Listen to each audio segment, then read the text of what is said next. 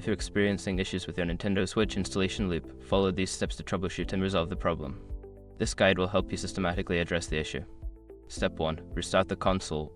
Turn off your Nintendo Switch completely by holding down the power button for about 10 seconds. Wait a few moments, then turn it back on. This can often resolve temporary glitches. Step 2. Check for system updates. Navigate to the system settings from the home screen. Scroll down to System and select System Update.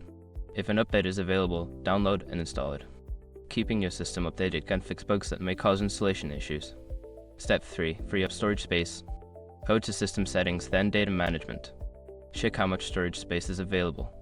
If your storage is nearly full, delete unused games or data to free up space, as insufficient storage can lead to installation problems. Step 4. Reinsert the game card. If you're trying to install a game from a physical cartridge, remove the game card from the console and inspect it for dirt or damage. Clean it gently with a soft cloth, then reinsert it and try the installation again. Step 5. Perform a factory reset. If all else fails, consider performing a factory reset. Go to System Settings, then System, and select Formatting Options. Choose Initialize Console. Note that this will erase all data, so back up any important information first.